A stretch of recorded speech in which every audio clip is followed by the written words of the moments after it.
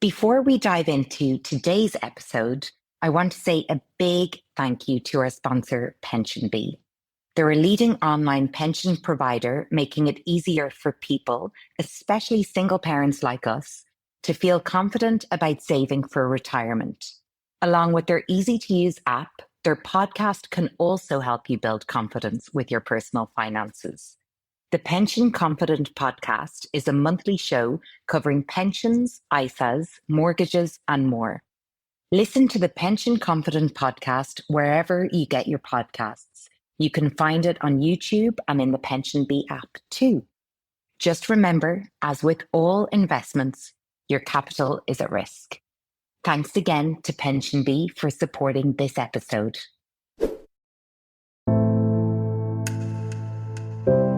Hi, I'm Zoë Desmond, the founder of Frolo, the award-winning app for single parents that features both community and dating modes. And I'm also co-author, along with my wonderful friend Rebecca Cox, that I made through Frolo, of the book How to Be a Happy Single Parent.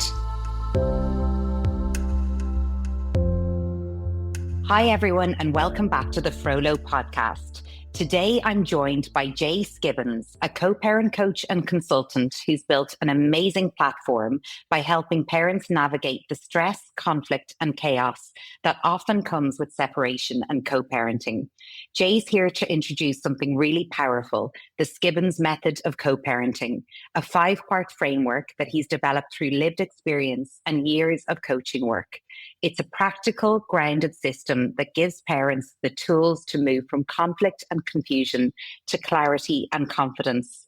Jay, I mean, if you can deliver that, I think so many people will be absolutely jumping down their speaker of wherever they're listening to this podcast to find out what your hacks are, because co-parenting is not plain sailing for many people. Well, yes, I appreciate that. And that was a wonderful welcome. Sorry, and welcome to the Frolo podcast. That sounded good to me. So, I mean, that is, sometimes because I'm in it and I'm coaching so much, I don't always take the time to articulate what we do. But even just hearing that, I was like, wow, that really is what we do on a consistent basis. Because when I came into this space 4 years ago, I think the number one thing that shocked me was that nobody was talking about co-parenting. There's plenty of people who will help you get divorced and coach you through a divorce, divorce lawyers, solicitors. There's people who will help you beat a narcissist or do those things with a narcissist. But when it came to co-parenting and what it actually looks like on the day-to-day, there's not very many people out there. And to me, I've been doing it for 11 years now myself, and then coaching for 4 years. So it's like there needed to be a framework for how this works. So that's what I've been developing, and that's what I want to talk to you guys about. I can't wait, and obviously want to delve into your personal story and the background that led you to this. But I just want to say it's so cool that your own personal story has led you to creating this. And I just love, and I often say this with people I speak to on the Frolo podcast, I love when life's challenges give us an opportunity to create something really powerful and important and healing for ourselves and other people. So I want to get into that. So I'm wondering if you'll let us know a bit about your personal journey and how, your parenting story and how this all came about. Well, I appreciate that. And I think that's, I could not be more true. I feel like co-parenting has, and can be for anyone, the most, the biggest catalyst for healing, for growing, for truly becoming the person that you are always meant to be. I think that a lot of us have settled into versions of ourselves that fit in, or that follow the rules, or that for people, it's, they got to follow the parenting plan. But the version who's trying so hard to get it all right isn't the version of you that's going to thrive. So to me, it's, what I've learned to do through a lot of trial and error, through a lot of mistakes, through a lot of pain, and then a lot of healing, is step into that version of myself. Because, my story, everybody says this, and it's always true. My story is a little bit different. And mine is that I co-parent with somebody that I was never married to. And in reality, we didn't even have a healthy relationship. Like, we were friends with benefits, to say it in a PG way, but like, we were hooking up, and she got pregnant. And over the course of a couple of years, she got pregnant again. And I guess it's like, even when I say it like that, like, she didn't just get pregnant. Clearly we were doing acts that, I would have contributed to. And the long story short, what ended up happening was, I found out when my oldest son was 2.5 and my younger son was just over a year, that they weren't actually biologically my kids. So there's a lot that goes into what I coach that is like, people will come to me like, Jay, like, you don't understand. It's so hard. He betrayed me, or she did this, or she did that. He did this, he did that. And it's like, I hear you. And like, trust me, you can get through it. Like, I've got lived experience. I've got lived pain. I've got potentially like the ultimate betrayal, like so much so that there's not a trendy word for it. She's not a narcissist. Like, that's not what happened. So there's not even a trendy word to describe what happened between us, because it's not a story that we hear very often. So when did you find out that you weren't the biological dad of one of your kids? So the wildest part is that there was actually a third child, and obviously still is. And it was like, I think that this is where I can relate to so many people, and where I work exclusively with moms right now.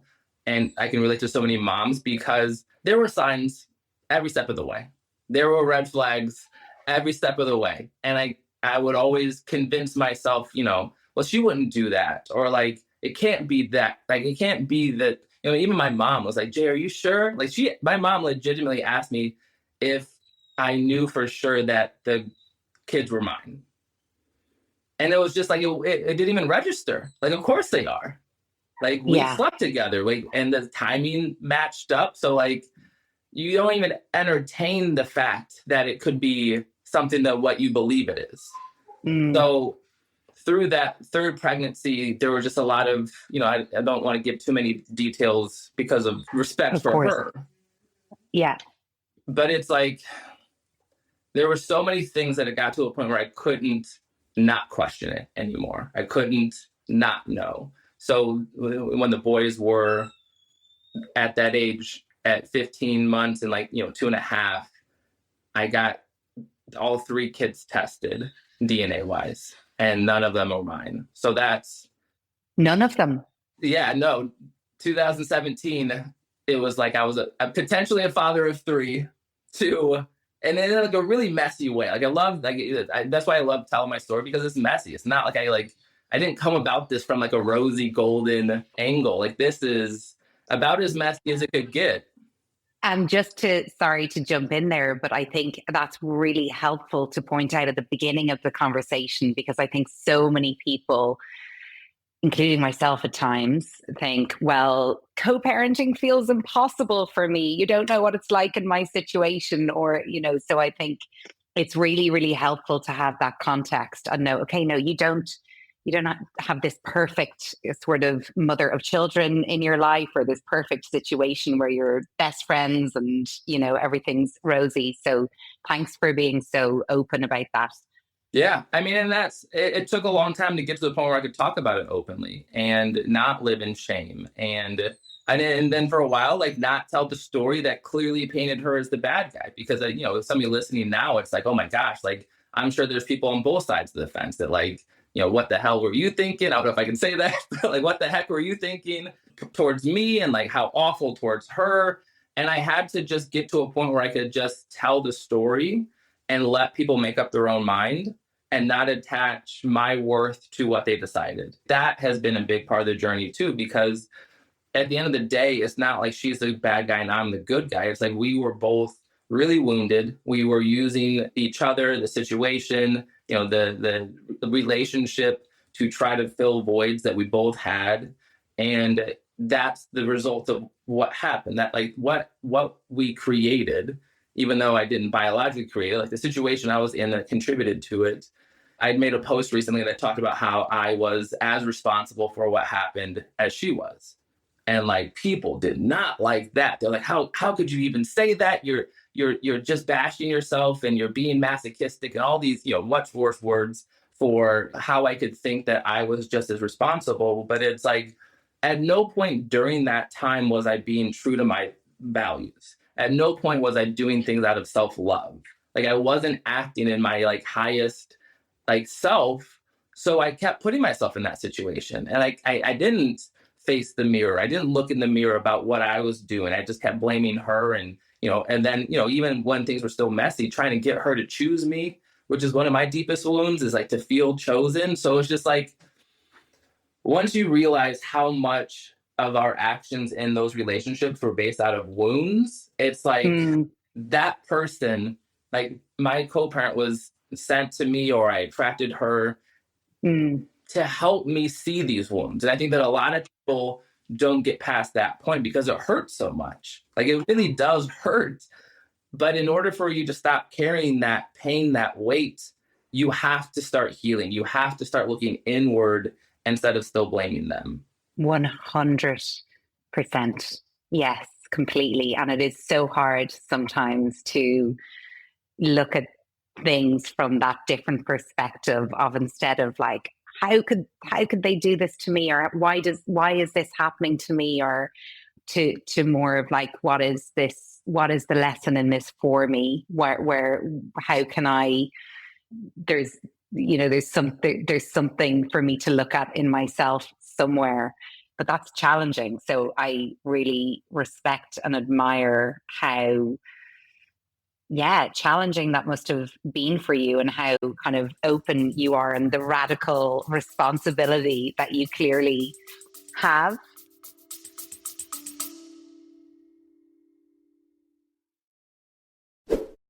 The following is a paid advertisement from BetterHelp. I want to talk about mental health for a minute. Being a single parent comes with its highs and lows.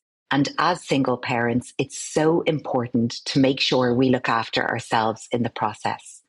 That's why I'm excited to introduce you to BetterHelp, the online therapy service that's here to support you every step of the way. With BetterHelp, you can connect with registered therapists from the comfort of your own home. Whether you're feeling overwhelmed, stressed, or just need someone to talk to, they're here to help. Plus, as a Frolo member, you get an exclusive 25% off your first month. Just visit betterhelp.com/Frolo. That's betterhelp.com/Frolo.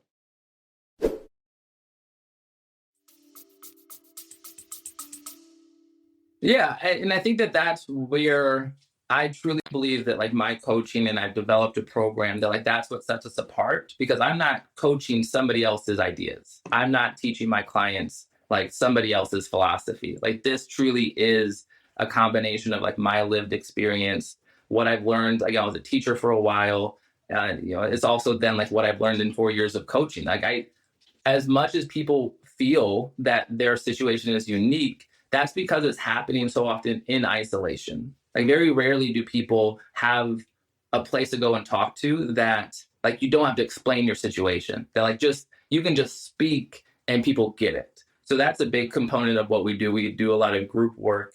But what it really comes down to is like that sense of like, this isn't just what should work and like what your co-parent should do and what you guys should do. This is how to, like, what I've developed is how to make it work regardless of what your co-parent is doing, regardless of your situation.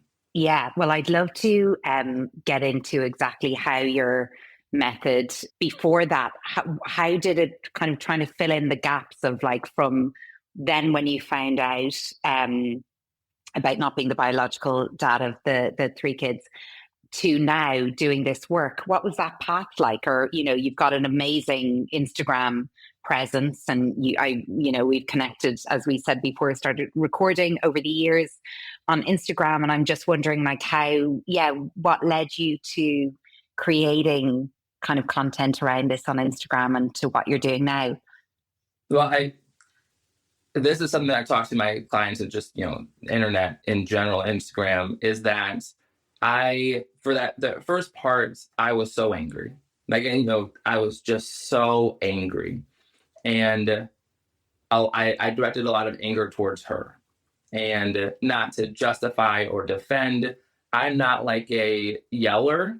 I will make you feel unimportant. Like that is that, like, I'm not a big person. So like, I feel like growing up, my defense mechanism was like words, but I could like kind of pick out how to hurt people in a non-threatening way. But so what that meant was that like the way I would treat her was just very disrespectfully. Like I just wouldn't listen. I wouldn't take her opinions into account as much. And it was very self-centered, but like in a hurt way. Like it was like everything that I thought when it came to co-parenting was like, how dare she ask that of me? Doesn't she see what I'm doing? Like, how dare she even argue with me? I'm literally like sacrificing everything. Like I made such a noble choice. And I was so at times even appalled that she would like go against something that I said, because in my mind, because of what I was doing, because I was choosing to be there. And that probably lasted for a full year. And it was just, as much as that can feel like I'm on a high horse, it was also such a heavy burden. Everything was an argument. Everything was a fight. Like everything was so surrounded and enveloped in pain that like I would talk to people about it. I would then clearly tell them that she's a bad guy story. And it really just took like the first steps out of that were just admitting that, or maybe even getting to the point where I was realizing I was angry at myself. And it was like, I was angry that I made this choice and made it again and again. I put myself in the position to be in the situation again and again. And it was easier to be angry at her than it was to realize a lot of that anger was direct, like actually for me. I was angry at me. I was angry at my choices. And so that was like the biggest first shift to help like start healing and start like creating some sort of like progress. And then when it comes to like the Instagram side of things is, I think after I made that shift, I tried to like overcorrect and like, okay, then let's try to be on the same page. And like, if you can't tell, I am a very like, let's go do something, let's solve this, let's fix this. But it's like, when I overcorrected, she clearly wasn't ready or trusting of the overcorrection. So even when I was like, hey, like maybe we should do dinners together with the kids and we can talk and, try to get on the same page, she was very resistant to that. And I was, very unaware, ignorant of why she might, like, why wouldn't she be, right? I was very like, there's a lot of veil still over my eyes when it came to co-parenting at that stage. And it kind of culminated in this moment where we got into an argument. Like, we didn't really fight or yell very much. Neither one of us are like that in person. But it basically boiled down to like, she saying to me, I don't ask what happens at your house. So like, stop asking what happens. Like, we don't need to do this anymore. And there was just like, I'm sure she said some version of that before. But for me in that moment, it was like, it just kind of like, hit that you're right. Like there's nothing I can do to force this situation to change. There's nothing I can do to convince you to see it my way. Like there's nothing I can do. And at first that's a really like heartbreaking realization. And then I allowed it to be a really freeing statement of like, okay, if there's nothing I can do, then I don't have to try so hard to get us to work, to get us to co-parent. Now I'm free to focus on what am I struggling with? What do I need? Who am I? That was really that was, who am I in this? Because, I had to realize that like the way I thought of being a dad for 30 years, I didn't fit anymore. So then I had to recreate my identity around this new version of fatherhood. And that it's really like, somewhat of a joke that like I had focused so much energy on her, so much energy on co-parenting, that once I focused it on me, all I did was like start a global business. Like all I did was start like this Yeah. 6-figure global company that's lasted for 4 years now and has, no limits. That's how much energy I was giving to her. That's how much energy I was giving to something that I wasn't getting anything back from. I think that is so powerful, what you've just said. And it's so true. I can speak to, my own experience, just that sometimes when co-parenting isn't going well or is extra challenging, it feels like a full-time job because it's the only thing that, the amount of space that it takes up in your head. It's obviously your kid in question. And yeah, so that's a really amazing way to put it. That once you took that energy back and how you were able to channel that into yourself and what you're doing and other areas of focus.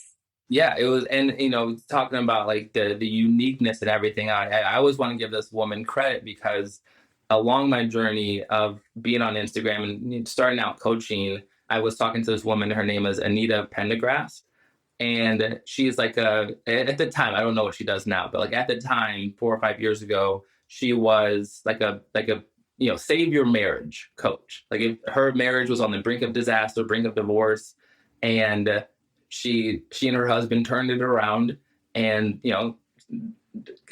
made their relationship better, stronger, and now she helps other people do that.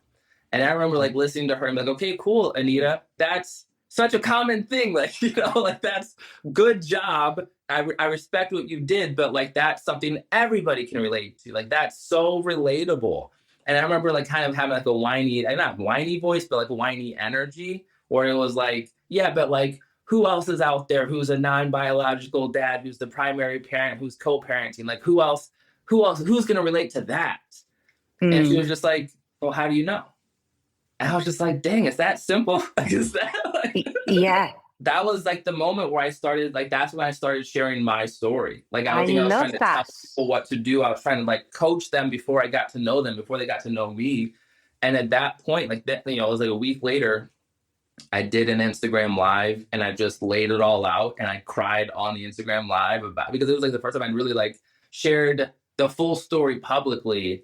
And it was like pretty close after that was like when things really took off for me as far as like co-parent coaching. Like that really, I feel like put me on the map. I also connected with Michelle Dempsey around that same time. I think she heard the Instagram live or heard the story somehow. So it was just like, it really was that like letting go of like, well, nobody's going to understand. Nobody's going to get it. Nobody knows. So it's just me.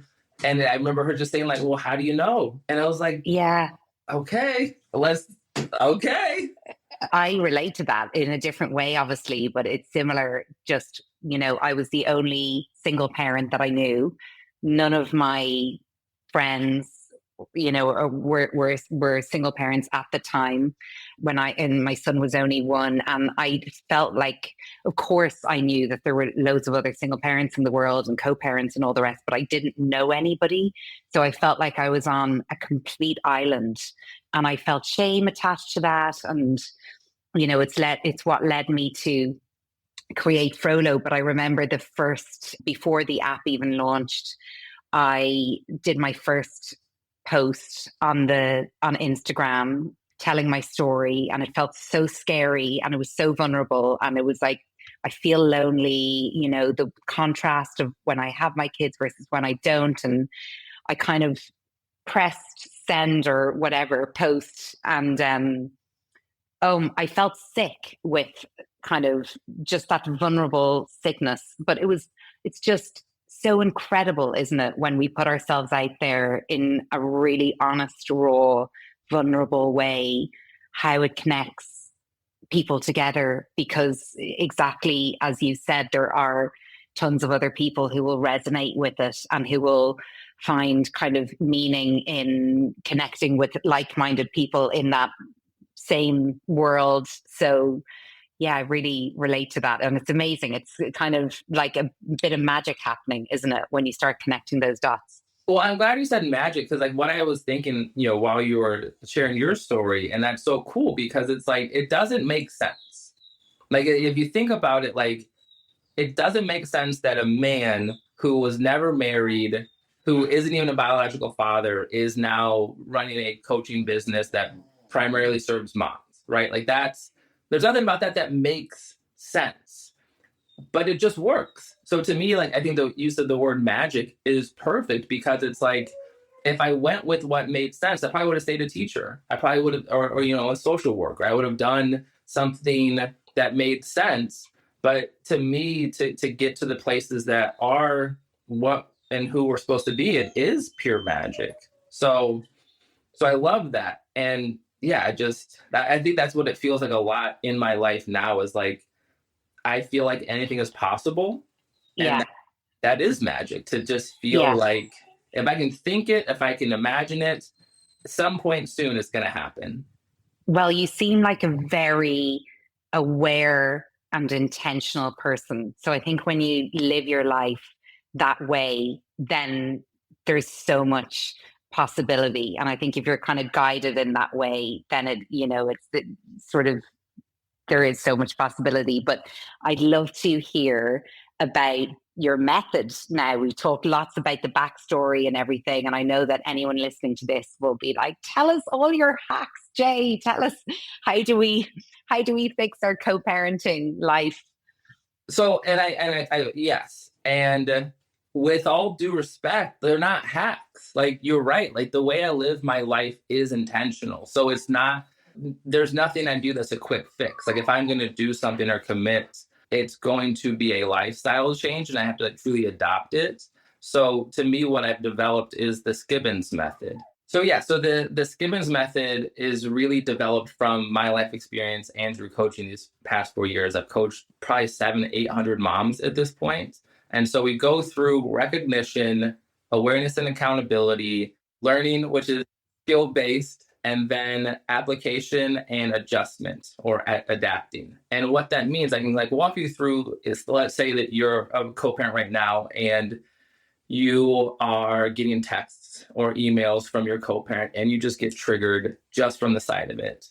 Okay. So recognition is, I see their name and I get triggered. And to be fair, that's where, 95% of people, like, unfortunately stay stuck, because so much out there right now is around, that's then focused on the co-parent, whether that is, how to message back to them, how to navigate co-parenting with a narcissist, how to handle your high conflict co-parent, how to do this. And what I found is that so much of the advice, so much of the coaching is co-parent focused. And it's like, okay, that always leaves you at the mercy of how they react. So you're trying to figure out how to get them to react better. You're trying to figure out what box you need to check, what box you need to fit in, what tone to use, how many punctuation marks. And it's like, everything is geared towards them. That's a very powerless way to live. That's a very powerless way to operate. So what I help my clients with, and it truly is like 5% or less, is that we move them to awareness and accountability. And what that means is, I need to be aware of what this is triggering, because it is a trigger. Like, 1000%, your body probably, like, your heart starts racing, your palms get sweaty. So true. And there's even, friends, single parent friends or co-parents, who I can see when they pick up their phone that it's an email or a text from their children's other parent, because of the way their nervous system clearly gets triggered. And it's like, was that a text from so and so, or so it is. It's like visceral. Yeah. So the awareness is, this is triggering something within me, like a memory, a wound, an emotion. And so the awareness and accountability piece, the awareness first is like working through, like, I call, one of my favorite things that I teach is called, like, raw hamburger.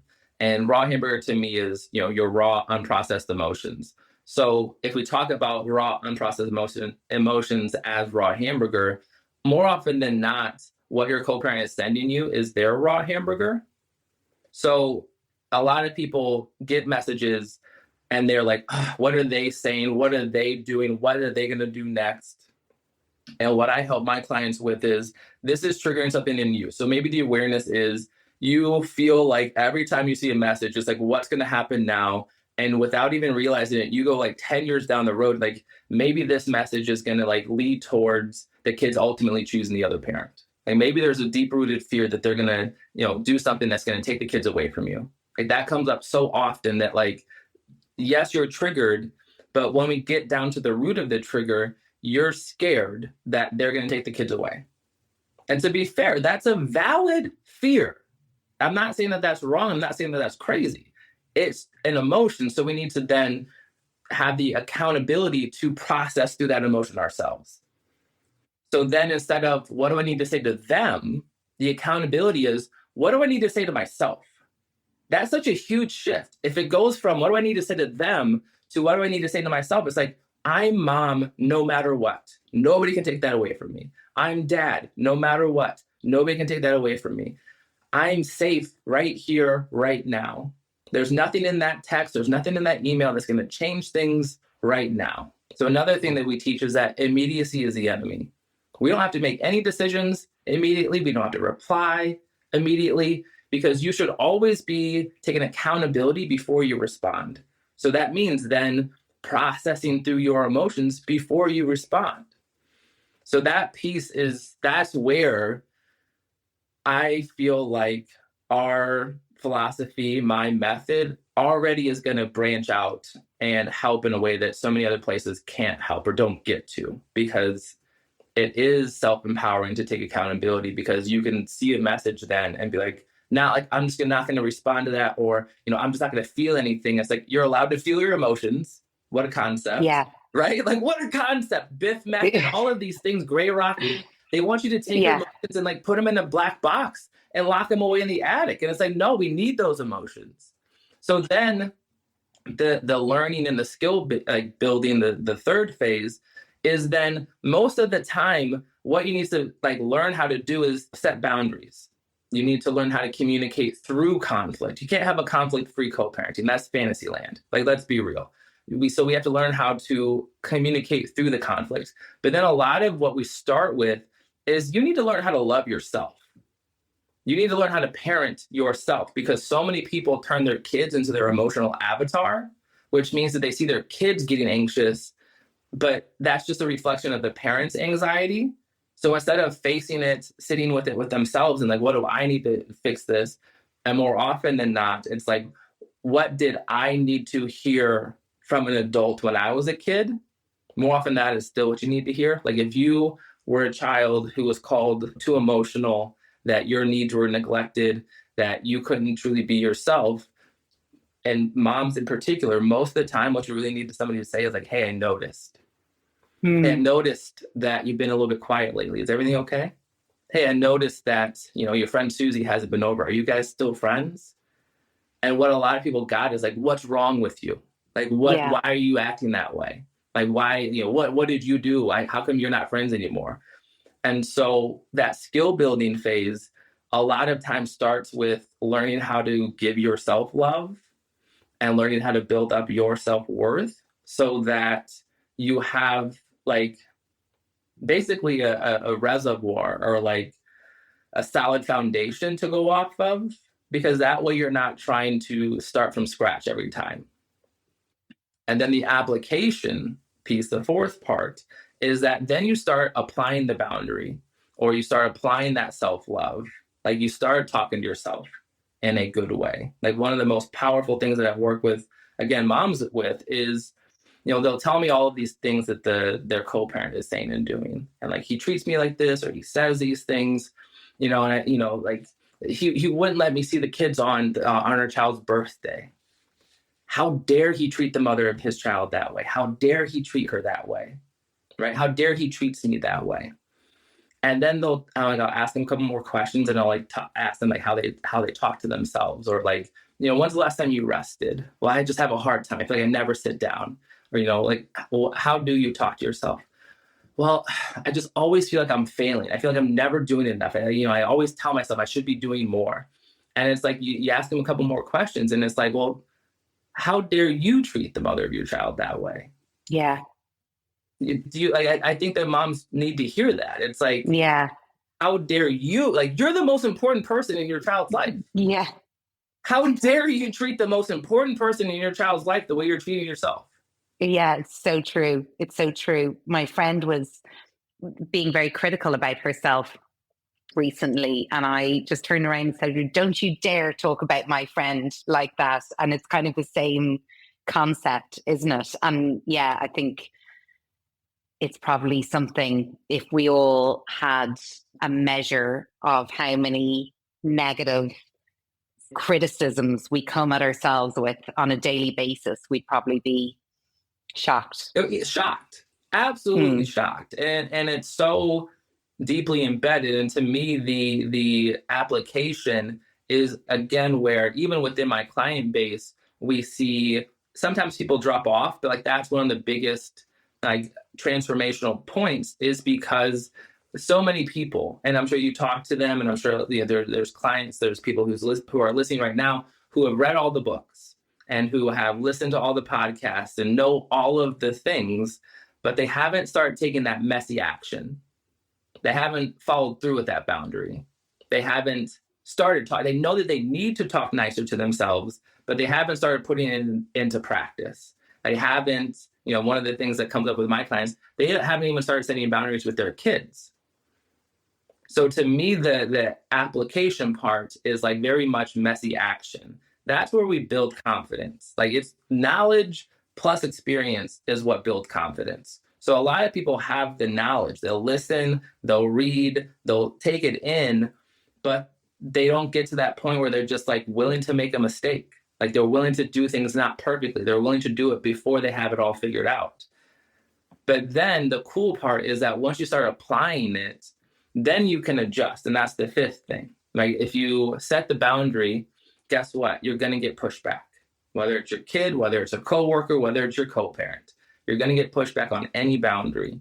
And once you have that messy action, especially if you're in a group like ours, the creators, is that you can then learn that in any form or fashion, if the other person is giving you pushback, that's simply the first step in them following, like, in them respecting the boundary.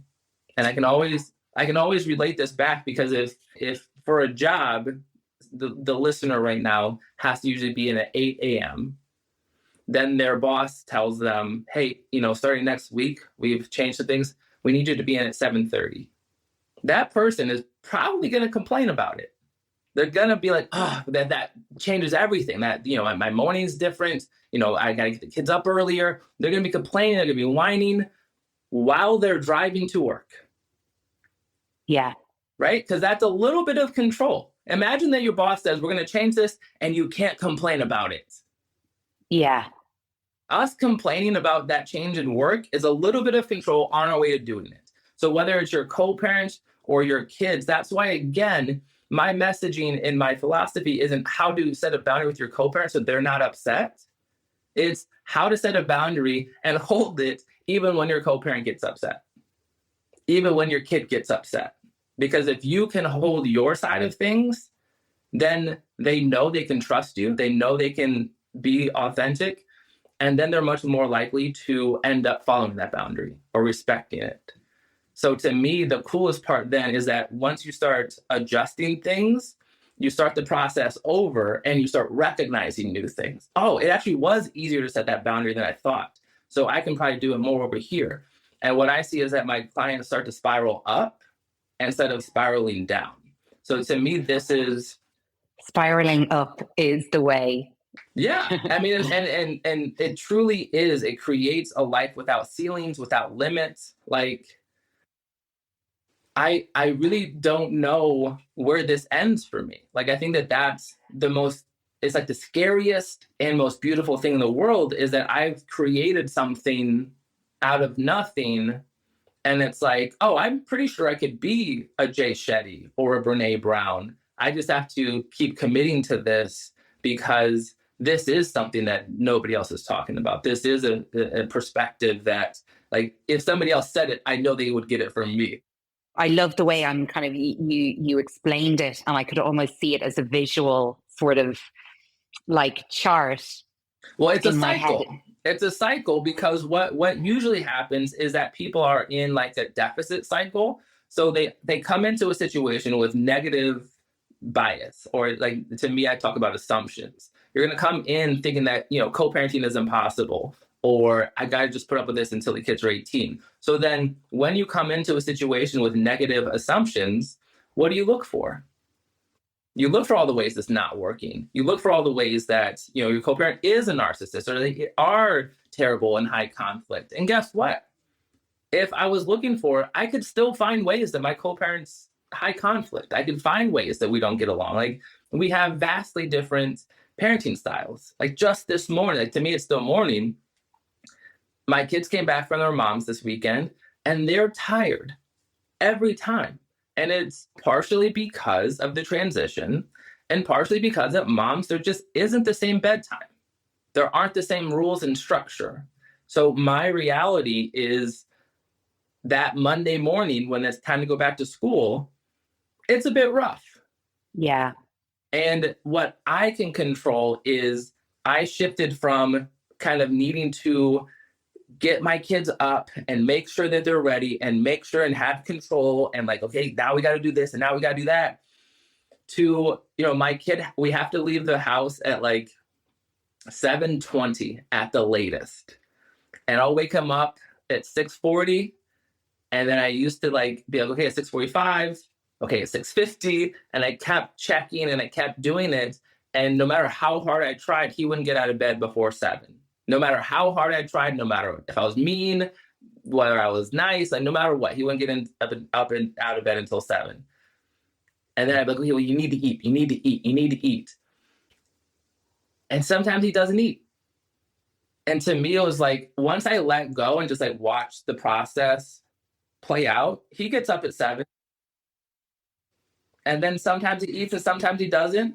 And it's so much better for me to get into that car and just like, okay, cool, you ready? Rather than like getting into that car super stressed out, super angry. We have a tense ride to school.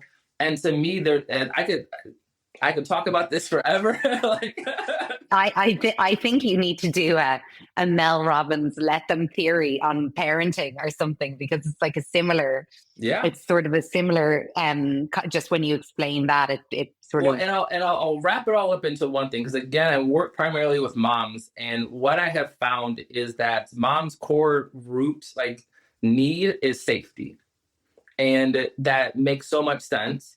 And what happens when we haven't been shown safety? Like a lot of moms, myself, we have fatherhood wounds because our dads were supposed to keep us safe. And not just physically, but emotionally safe. So a lot of the moms that I work with started out with a dad who yelled, or often a dad who just wasn't emotionally around, like maybe physically present, but they weren't noticing things. The dad wasn't saying, hey, I noticed this or I noticed that.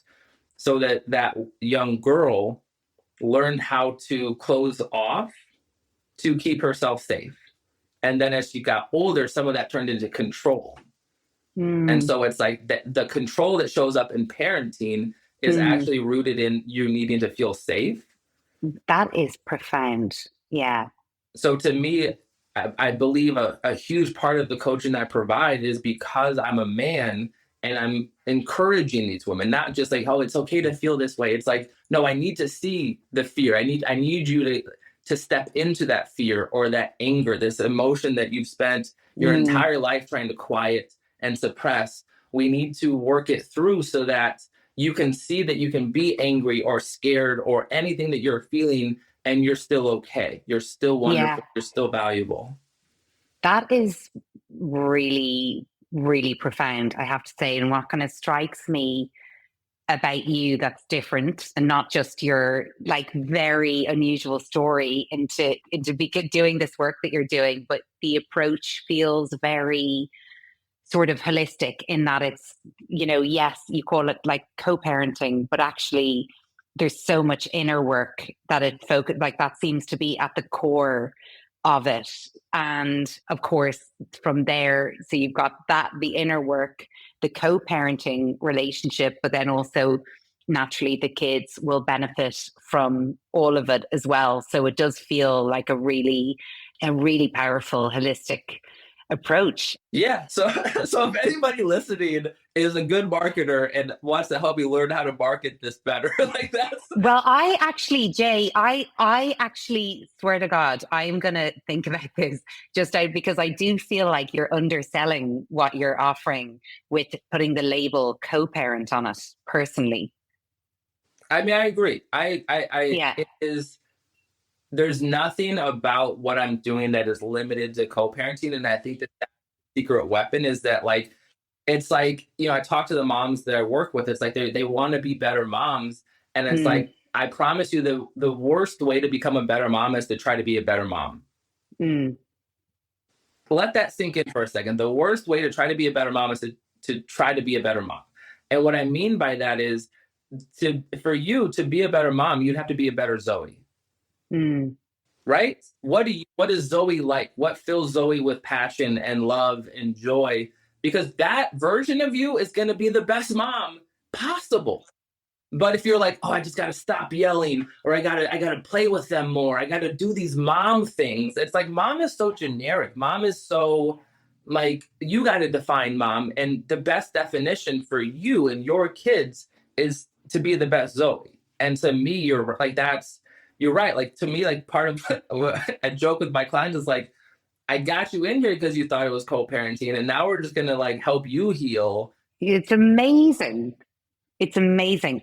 I can see, like, even though this is the first time that we've ever actually spoken to each other, I can see your expansion. I can see it over, the course of sort of just being aware of your presence on Instagram. And it's very cool. And it's amazing work that you're doing, and it's super important. And I would love to stay in touch, definitely for part 2. And if there's any other ways that we can collaborate, let's think. And I'm gonna have a little brainstorm as well, because I do feel like you're underselling yourself, because it is so much bigger than co-parenting.